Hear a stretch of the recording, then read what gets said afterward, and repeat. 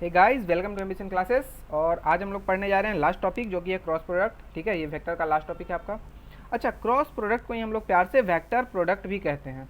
क्यों कहते हैं वेक्टर प्रोडक्ट? कुछ एक ने तो दिमाग लगा भी लिया होगा। हाँ, जाहिर सी बात है, क्रॉस प्रोडक्ट जब भी हम कोई दो वेक्टर का क्रॉस प्रोडक्ट करेंगे तो उससे जो हमें रिजल्ट मिलेगा वो एक वेक्टर क्वांटिटी होगा। ठीक है, इसीलिए हम लोग क्रॉस प्रोडक्ट को ही प्यार से वेक्टर प्रोडक्ट भी कह देते हैं। अच्छा, डॉट प्रोडक्ट को हम लोग प्यार से क्या कहते थे? Scalar product. ठीक है, तो क्यों कहते थे? क्योंकि कोई भी दो वेक्टर का डॉट प्रोडक्ट करने पर जो रिजल्ट हमें मिलता था वो एक स्केलर क्वांटिटी होता था। ठीक है, उसी तरह से क्रॉस प्रोडक्ट करने पे जो भी हमें रिजल्ट मिलेगा वो एक वेक्टर क्वांटिटी होगा। तो क्रॉस प्रोडक्ट का और वेक्टर प्रोडक्ट का एक ही बात है। अच्छा, जो रिजल्ट है वो वेक्टर क्वांटिटी होगा, तो एक चीज़ आपके माइंड में आ रहा होगा कि अगर वेक्टर क्वांटिटी है तो मतलब इसमें दो चीज़ें होंगी। एक तो उस वेक्टर का मैग्नीट्यूड, जो भी रिजल्ट होगा उस रिजल्ट का मैग्नीट्यूड, और दूसरा उसका डायरेक्शन। वेक्टर क्वांटिटी में दो चीज़ तो होंगी, एक तो मैग्नीट्यूड होगा, एक डायरेक्शन होगा। तो क्रॉस प्रोडक्ट में हम देखते हैं कि मैग्नीट्यूड क्या होता है और डायरेक्शन क्या होता है। ठीक है, कोई दो वेक्टर दिया हुआ है तो जो रिजल्ट आएगा उस रिजल्ट का मैग्नीट्यूड कैसे निकालेंगे और उसका डायरेक्शन कैसे निकालें। तो यहाँ पे देखिए, magnitude of cross product is defined as magnitude of two vectors with sine of angle between them. अच्छा, डॉट प्रोडक्ट में क्या होता था? यही cos cosine of angle between them होता था। यहाँ पे क्या है? Sine of angle between them. तो यानी कि ए क्रॉस बी का मैग्नीट्यूड, ये मॉड लगा हुआ है, मतलब ए क्रॉस बी का मैग्नीट्यूड ये क्या होता है? Mod A into mod B into sine theta. चलिए ठीक है, अब जाहिर सी बात है कि क्रॉस प्रोडक्ट करेंगे तो ए क्रॉस बी अपने आप में, दो वेक्टर का क्रॉस प्रोडक्ट जो है, ए क्रॉस बी अपने आप में एक वेक्टर है। ठीक है, ये अपने आप में एक वेक्टर है ए क्रॉस बी। तो इसका मैग्नीट्यूड तो ये हो गया। ठीक है, mod of A cross B जो कि ये हो गया। अब इस वेक्टर का डायरेक्शन क्या होगा? ठीक है, मान लिया कि मैग्नीट्यूड ये हो गया, डायरेक्शन भी फाइंड आउट करना है। तो देखिए यहाँ पे डायरेक्शन के लिए दिया हुआ है direction of A cross B. ठीक है, ये जो नया वाला वेक्टर है, इस वेक्टर का डायरेक्शन जो है, direction is perpendicular to the plane of A and B. ठीक है, तो ये जो ए है और ये जो बी है, ये दोनों ए और बी एक प्लेन पे लाई कर रहा है। ये जो डिस्प्ले है आपका, जिस डिस्प्ले में आप ये देख रहे हो, जो स्क्रीन पे आप देख रहे हो, वो एक प्लेन में है। ठीक है, और उसी प्लेन पे ए और बी दोनों लाई कर रहा है। ठीक है ना, तो ये डायरेक्शन क्या कह रहा है कि इस प्लेन के ही परपेंडिकुलर होगा। ठीक है, इस प्लेन के परपेंडिकुलर होगा। अच्छा, इस प्लेन के परपेंडिकुलर भी ध्यान से देखो, दो डायरेक्शन है, एक तो प्लेन के जस्ट बाहर तुम्हारी तरफ, और एक प्लेन के परपेंडिकुलरली इनसाइड, मतलब आपसे दूर जा रहा हो। ठीक है, ये दो डायरेक्शन है, एक प्लेन से बाहर आता हुआ और एक प्लेन के अंदर जाता हुआ। ठीक है, तो अब ये डायरेक्शन कैसे फाइंड आउट करेंगे कि प्लेन से बाहर आने वाला डायरेक्शन है कि प्लेन से अंदर जाने वाला डायरेक्शन है? देखो, पहले तो ये तो कन्फर्म है कि अगर ए क्रॉस बी का डॉट प्रोडक्ट हो रहा है तो जो रिजल्ट होगा वो ए और बी, ये दोनों जिस प्लेन पे लाई कर रहा है उस प्लेन के परपेंडिकुलर होगा। ठीक है, देखिए, डायरेक्शन ए क्रॉस बी फाइंड आउट करने का दो तरीका है, एक तो है स्क्रू मेथड और दूसरा है राइट हैंड थंब रूल। ठीक है, तो स्क्रू मेथड आप यहाँ बहुत ही आसानी से समझ सकते हैं। ठीक है, मैं आपको एक्सप्लेन करता हूँ। ए क्रॉस बी का अगर डायरेक्शन फाइंड आउट करना हो, ठीक है, तो सबसे पहले तो दोनों जहाँ पे टेल टू टेल कनेक्टेड है वहाँ पे आ जाओ। आप यहाँ पे आ जाएंगे, उसके बाद क्या करना है आपको? यहाँ पे एक मान लेना है स्क्रू है। ठीक है, यहाँ पे मान लेना है एक स्क्रू है, और स्क्रू को आपको रोटेट करना है। किधर रोटेट करना है? ए क्रॉस बी में ए पहले लिखा है और बी बाद में लिखा है, मतलब ए से बी की तरफ रोटेट करना है। मतलब सपोज ऐसा कुछ स्क्रू का ये टॉप व्यू है। ठीक है, आप ऊपर से स्क्रू को देख रहे हो। अब इसको आप रोटेट करो, ए क्रॉस बी यहाँ पे लिखा है, मतलब ए से बी की तरफ। ठीक है, इस स्क्रू को जब आप ऐसे रोटेट करोगे, ठीक है, तो स्क्रू किधर जाएगा?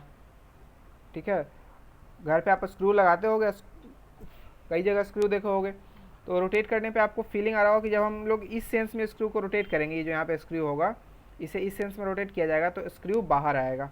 ठीक है ना, स्क्रू कहाँ आएगा? बाहर आएगा। और यही स्क्रू को अगर आप इस सेंस में रोटेट करते तो क्या होता है? स्क्रू पेज के अंदर जाता, डिस्प्ले के इनसाइड जाता। ठीक है, लेकिन हम लोग स्क्रू को ऐसे रोटेट कर रहे हैं तो स्क्रू बाहर आएगा। तो बाहर आने का मतलब है कि हाँ, ये ए क्रॉस बी जो रिजल्ट है, इसका डायरेक्शन जो होगा ए क्रॉस बी का, ये बाहर की तरफ होगा। ठीक है, फिर से समझो इस चीज़ को। ए क्रॉस बी करना है, हम लोग स्क्रू मेथड से फाइंड आउट करेंगे ए क्रॉस बी का डायरेक्शन। मैग्नीट्यूड तो हमें पता है डेफिनेटली, डायरेक्शन पता करना है। तो डायरेक्शन पता करने के लिए स्क्रू मेथड में क्या है कि यहाँ पे मान लो कि स्क्रू है। ठीक है, यहाँ पे मान लो कि एक स्क्रू है, और इस स्क्रू को रोटेट करेंगे। किधर रोटेट करेंगे? ए से बी की तरफ। ए से बी की तरफ क्यों? क्योंकि ए पहले लिखा है और बी बाद में लिखा है, ए क्रॉस बी लिखा है, ठीक है। तो इस तरह से रोटेट करेंगे ए से बी की तरफ। देखो ए यहाँ है, बी यहाँ है, इस सेंस में रोटेट करेंगे। इस सेंस में रोटेट करने पे स्क्रू किधर जाएगा, स्क्रू बाहर आएगा डिस्प्ले से परपेंडिकुलरली आउटवर्ड, ठीक है। तो डिस्प्ले से जब परपेंडिकुलरली आउटवर्ड आएगा तो यही डायरेक्शन डिस्प्ले से परपेंडिकुलरली आउटवर्ड होगा किसका, ए क्रॉस बी वेक्टर का, ठीक है। जो भी वेक्टर होगा ए क्रॉस बी, इस ए क्रॉस बी का डायरेक्शन डिस्प्ले से परपेंडिकुलरली आउटवर्ड होगा, ठीक है। और बी क्रॉस ए अगर रहता तो क्या होता, सोचो अगर बी क्रॉस ए का डायरेक्शन पूछा जाता।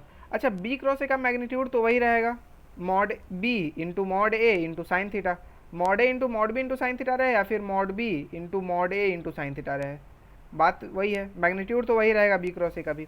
लेकिन बी क्रॉस ए का डायरेक्शन चेक करते हैं, डायरेक्शन सेम होगा या नहीं। तो चेक करो, वही स्क्रू यहाँ पे लगा दिया हमने, और इस बार किधर रोटेट करेंगे, बी से ए की तरफ, क्योंकि बी पहले लिखा है बाद में लिखा है, बी क्रॉस ए लिखा है। तो बी से ए की तरफ हमने इस स्क्रू को रोटेट किया। और जब एक स्क्रू को इस तरह से रोटेट करेंगे, इस स्क्रू को जब हम लोग ऐसे रोटेट करेंगे बी से ए की तरफ, तो क्या होगा, इमेजिन करो, जब इस सेंस में रोटेट करेंगे स्क्रू को तो स्क्रू डिस्प्ले के इनसाइड जाएगा, इनवर्ड्स जाएगा, ठीक है, ठीक, परपेंडिकुलरली डिस्प्ले के परपेंडिकुलरली इनवर्ड जाएगा। तो हाँ, यही डायरेक्शन होगा perpendicularly inward B cross A का, ठीक है। बी क्रॉस ए का डायरेक्शन क्या होगा, डिस्प्ले से परपेंडिकुलरली इनवर्ड, ठीक है। और भी आगे हम लोग एग्जांपल करेंगे, ठीक है। अभी अगर किसी को बहुत ज़्यादा दिक्कत हो रही हो तो आप धैर्य रखें, ठीक है ना, थोड़ा पेशेंस रखो, आपको समझ में आएगा धीरे धीरे। स्क्रू मेथड क्या था, दोनों जहाँ पे मैच कर रहा है दोनों का टेल टू टेल, वहाँ पे एक स्क्रू इमेजिन कर लो, ठीक है। और स्क्रू को अगर ए क्रॉस बी बोल रहा है तो ए से बी की तरफ घुमाओ, बी क्रॉस ए बोल रहा है तो बी टू ए के सेंस में घुमाओ, बी से ए के सेंस में। और स्क्रू बाहर आता है तो डायरेक्शन आपका बाहर है, और स्क्रू अगर अंदर की तरफ जाता है तो आपके क्रॉस प्रोडक्ट का जो भी वेक्टर है वो इनवर्ड डायरेक्शन में है, ठीक है। तो direction of A cross B हमेशा परपेंडिकुलर होगा ए और बी वाले प्लेन के, और परपेंडिकुलर में भी दो डायरेक्शन होता है, एक परपेंडिकुलरली आउटवर्ड और एक परपेंडिकुलरली इनवर्ड, ठीक है। तो आउटवर्ड इनवर्ड कैसे डिसाइड करोगे, यहाँ स्क्रू मेथड से। एक और तरीका है राइट हैंड थंब रूल, ठीक है, राइट हैंड थंब रूल। अब right hand thumb rule I think आप लोग पढ़े होंगे 8, 9, 10 में, पता नहीं कब पढ़ना था। तो ऐसे तो मैं यहाँ 2D में ये बहुत ज़्यादा अच्छे से बता नहीं पाऊँगा, लेकिन फिर भी मैं कोशिश करता हूँ, अगर समझ में आ जाए तो अच्छी बात है। राइट हैंड थंब रूल, आपको जो मेथड अच्छा लगे दोनों में से आप वही मेथड से डायरेक्शन फाइंड आउट करना, ठीक है। तो आइए देखते हैं राइट हैंड थंब रूल में क्या रहता है। ये ए क्रॉस बी का डायरेक्शन बताना है, तो आप क्या करो, फर्स्ट वेक्टर जो कि ए है, ठीक है, ए क्रॉस बी में फर्स्ट वेक्टर ए है, तो फर्स्ट वेक्टर की तरफ आप अपना फिंगर कर लो, ठीक है, और सेकेंड वेक्टर की तरफ पाल्म कर लो। अब फर्स्ट वेक्टर की तरफ फिंगर कैसे होगा, तो इस तरीके से, ठीक है। ये आपका हैंड है, पता नहीं मेरा बहुत ही गंदा है,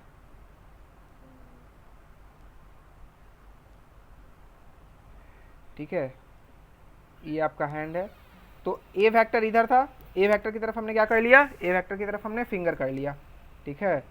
और बी वेक्टर की तरफ पाल्म किया। देखो इस तरह से जब मैंने हैंड बनाया है तो बी वेक्टर की तरफ हमारा पाल्म है, ये हमारा पाल्म का डायरेक्शन हुआ, ठीक है। हमारा पाल्म का डायरेक्शन क्या है, यहाँ पे हमारा पाल्म है, ये जो मैंने ठीक कर दिया है, ये हमारा पाल्म है। तो पाल्म को बी की तरफ रखा, ठीक है। तो फर्स्ट वेक्टर की तरफ फिंगर रखना है। अब कुछ एक स्टूडेंट क्या करेंगे, इस तरह से रखेंगे,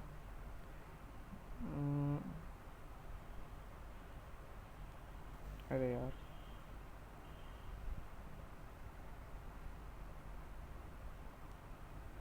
ये है आपका हैंड। तो अभी आपका फिंगर जो है, ये सारा फिंगर जो है, ये तो वेक्टर ए की तरफ आपने रख दिया है, ठीक है, ये वेक्टर ए की तरफ फिंगर है, लेकिन आपका पाल्म का डायरेक्शन देखो, पाल्म आपका इधर पॉइंट कर रहा है, पाल्म का डायरेक्शन आपका बी की तरफ नहीं है, दूसरे डायरेक्शन में, बी के अपोजिट है। तो क्या करना है राइट हैंड थंब रूल में, ठीक है, मैं 2D में 3D समझाने की कोशिश कर रहा हूँ। राइट हैंड थंब रूल में फर्स्ट वेक्टर की तरफ फिंगर और सेकेंड वेक्टर की तरफ पाल्म। तो फर्स्ट वेक्टर की तरफ फिंगर कैसे हो जाएगा, ये हो गया फर्स्ट वेक्टर की तरफ आपका फिंगर। आई थिंक बहुत लंबा फिंगर बन गया है, लेकिन चलो फिर भी ठीक है, आप समझ जाओ। तो ये वेक्टर ए की तरफ हमने फिंगर कर लिया है इस तरह से पाल्म रख के, और सेकेंड वेक्टर की तरफ पाल्म कर दिया अपना। तो ये देखो अब पाल्म आपका किधर पॉइंट कर रहा है, वेक्टर बी की तरफ, वेक्टर बी इधर है ना, तो इधर ही पाल्म है आपका। फेस करता हुआ, वेक्टर बी की तरफ पाल्म का फेस होना चाहिए। वेक्टर ए की तरफ सारा फिंगर होना चाहिए, इंडेक्स फिंगर या जो भी फिंगर है आपका, 4 फिंगर, 4 का 4 फिंगर वेक्टर ए को पॉइंट करे। और जो सेकंड वेक्टर है पाल्म जो है वो सेकंड वेक्टर को पॉइंट करे, पाल्म की तरफ सेकंड वेक्टर हो। और अब क्या करो कि आप अपने इस सारे फिंगर्स को रोटेट करो, रोटेट करके अपना मुट्ठी बंद कर लो, ठीक है। तो आपका जो थंब होगा वो थंब जिस डायरेक्शन में होगा उसी डायरेक्शन में आपका ए क्रॉस बी का डायरेक्शन होगा, ठीक है। तो आप इस तरह से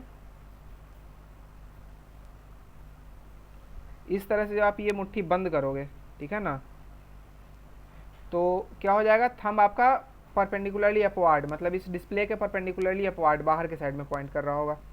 तो यही डिस्प्ले के परपेंडिकुलरली अपवार्ड डायरेक्शन होगा आपका ए क्रॉस बी का। और राइट हैंड थंब रूल अगर समझ में आ गया हो तो ठीक है, नहीं समझ में आओ तो आप नेट पे इसे सर्च कर सकते हैं। और भी ये पहले भी दिया था, आपको पढ़ना था शायद 8-9 में, मैंने 2D में कोशिश किया कि आपको समझा सकूं। अच्छा, राइट हैंड थंब रूल से ही बी क्रॉस ए निकाल के देखते हैं, ठीक है। तो अगेन बी क्रॉस ए का डायरेक्शन हमें निकालना है। तो फर्स्ट वेक्टर की तरफ क्या करेंगे, फिंगर करेंगे, कर लो फर्स्ट वेक्टर की तरफ फिंगर।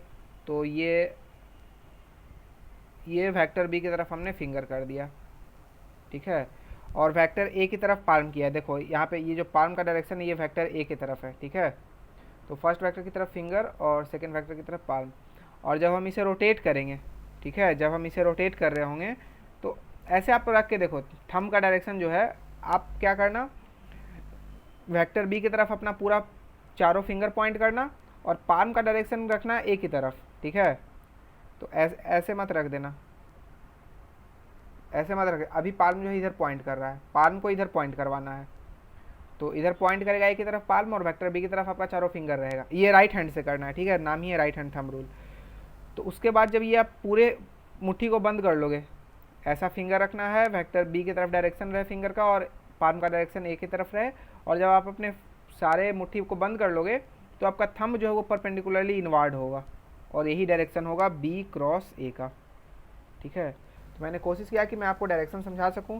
स्क्रू मेथड ज़्यादा आपको यहाँ पे आई थिंक विजुअल लग रहा होगा कि ये स्क्रू यहाँ पे रखा और खोल दिया हमने स्क्रू को।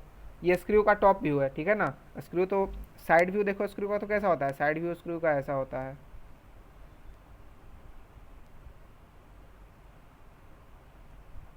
इस टाइप का होता है स्क्रू, ठीक है ना। लेकिन इसको अगर हम लोग इधर इस साइड से देखेंगे तो ये बस ऐसा एक गोल दिखेगा, गोल सा, ठीक है। तो यही मैं दिखा रहा हूँ यहाँ पे, बस एक मैं स्क्रू दिखा रहा हूँ। देखो बीच में ऐसा कुछ होता है स्क्रू ड्राइवर लगने के लिए, ठीक है।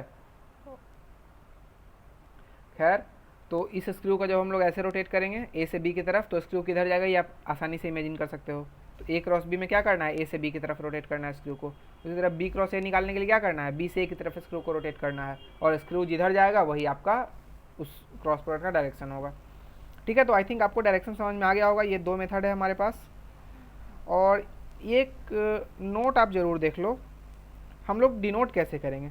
जैसे ए क्रॉस बी लिखा रहेगा, अब जाहिर सी बात है पेज पे हमें ए क्रॉस बी बनाना है तो हम तो नहीं बना पाएंगे, एक ऐसे बनाएंगे, ये तो पेज पे ही हो गया ए क्रॉस बी, ठीक है ना, ऐसे नहीं दिखा सकते। तो हम लोग ने एक कन्वेंशन डिसाइड किया है कि इसका मतलब क्या होता है, ये डायरेक्शन का मतलब, direction is out of the page. मतलब कहीं पे भी अगर ऐसा लिखा हुआ है, ऐसा कोई साइन बना हुआ है, तो आप मान लो कि आपका जो पेज है इसके परपेंडिकुलरली बाहर की तरफ कोई वेक्टर जा रहा है, ठीक है। और अगर ऐसा कुछ क्रॉस बना हुआ है तो इसका मतलब मान लो कि direction is inside the page. जैसे यहाँ पे ए क्रॉस बी है तो ए क्रॉस बी दिखाना रहेगा तो हम लोग कैसे दिखाएंगे, हम लोग ऐसे दिखाएंगे ए क्रॉस बी, ठीक है। ये आपका ए क्रॉस बी का डायरेक्शन हो गया, ऐसे लिख दो और यहाँ लिख दो ए क्रॉस बी, ठीक है। तो इसका मतलब हो गया कि ए क्रॉस बी जो है वो पेज से परपेंडिकुलरली बाहर आ रहा है। और अगर बी क्रॉस ए का डायरेक्शन पूछेगा तो बी क्रॉस ए कैसे दिखाएंगे, तो एक ऐसे ही गोला बना दो सर्कल और उसे क्रॉस साइन दे दो। याद रखने का तरीका भी आपको मैं बता ही देता हूँ, एक बहुत ही आसान तरीका है। भारतीय रेल, इंडियन रेलवेज़ को हमेशा ध्यान में रखो, ठीक है। ये साइन याद रखने के लिए इसका मतलब ये है आपका हेडलाइट, ठीक है। तो ट्रेन की हेडलाइट कब दिखती है, जब ट्रेन आपकी तरफ आ रही होती है। और ये ट्रेन के सबसे लास्ट बोगी पे एक क्रॉस का निशान बना होता है। तो क्रॉस का निशान आपको कब दिखता है, जब ट्रेन आपसे दूर जा रहा होता है। तो हेडलाइट दिख रहा है मतलब ट्रेन आपके पास आ रहा है और क्रॉस दिख रहा है मतलब ट्रेन आपसे दूर जा रहा है, उसी तरह यहाँ पे आपके तरफ वेक्टर पेज से निकल के आपकी तरफ आ रहा है, मतलब ये वाला साइन हेडलाइट वाला, और जो वेक्टर है वो पेज के अंदर आपसे दूर जा रहा है, तो ये क्रॉस का निशान। क्रॉस का मतलब ये आपसे दूर जा रहा है, ठीक है। तो आसान है, ठीक है। अगर ऐसे ही याद हो जाता है तो ठीक है, नहीं तो फिर भारतीय रेल तो है ही हमारा, याद कर लो। तो अभी के लिए बस इतना ही। हमने क्या सीखा कि दो वेक्टर का क्रॉस प्रोडक्ट जब करेंगे तो उसका मैग्नीट्यूड कैसे फाइंड आउट करेंगे और उसका डायरेक्शन कैसे फाइंड आउट करेंगे। नेक्स्ट क्लास में हम लोग और भी कुछ क्रॉस प्रोडक्ट के बारे में देखेंगे, उसका कुछ प्रॉपर्टीज़, और फिर उस पर कुछ क्वेश्चंस भी करेंगे। तो अभी के लिए इतना ही, बाकी मिलते हैं फिर नेक्स्ट क्लास में। Thank you.